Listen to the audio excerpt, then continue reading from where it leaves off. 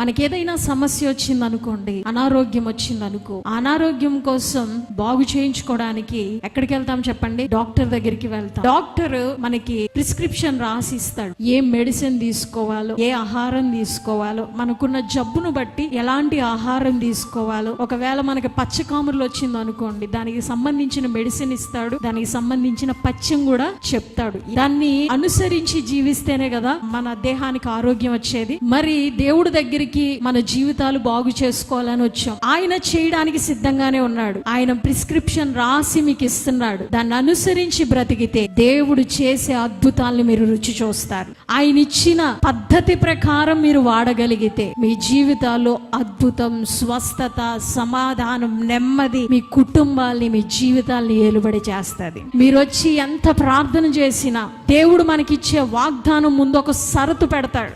ఆ షరతును నువ్వు అనుసరించకుండా ఆ మెడిసిన్ వేసుకున్నా నీ జీవితానికి అది ఉపయోగం ఉండదు. ఆయన నీ దేహాన్ని స్వస్థపరచాలనుకుంటున్నాడు. నువ్వు చేయాల్సిన పని ఏంటో తెలుసా? నీ ప్రతి పాపాన్ని ఒప్పుకొని విడిచిపెట్టాలి. దాన్ని మళ్ళీ నువ్వు చేస్తా ఉంటే ఆ రోగం మళ్ళీ నీ దగ్గరికి వస్తానే ఉంటాడు. ఆయన నిన్ను ఆశీర్వదించాలనుకుంటున్నాడు. నీ కుటుంబాన్ని దీవించాలనుకుంటున్నాడు.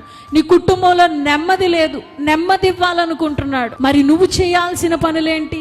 ఏ మాట వచ్చినా ఎవరికో చెప్తున్నాడేమో దేవుడు అనుకోకండి, నాకే చెప్తున్నాడు.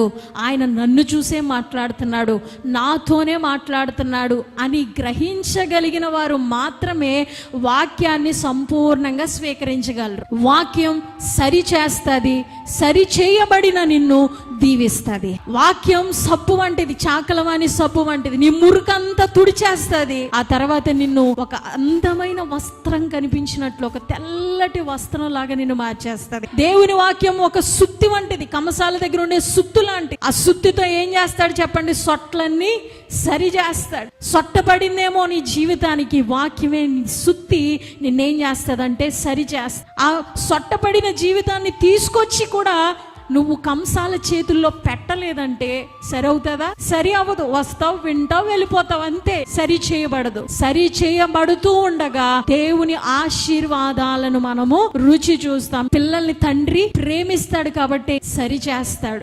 అందుకే ఆయనకున్నంత బాధ్యత నీ మీద ఎవరికి ఉండదు. నువ్వు అనుకుంటున్నావు నా మీద మా తల్లిదండ్రులకి ఎక్కువ బాధ్యత ఉంది, లేదా నన్ను ప్రేమించే నా ప్రియుడికో, ప్రియురాలుకో, భార్యకో, భర్తకో, స్నేహితుడికో, బంధువుకో, తల్లికో, తండ్రి ప్రేమ ఉందనుకుంటున్నావేమో.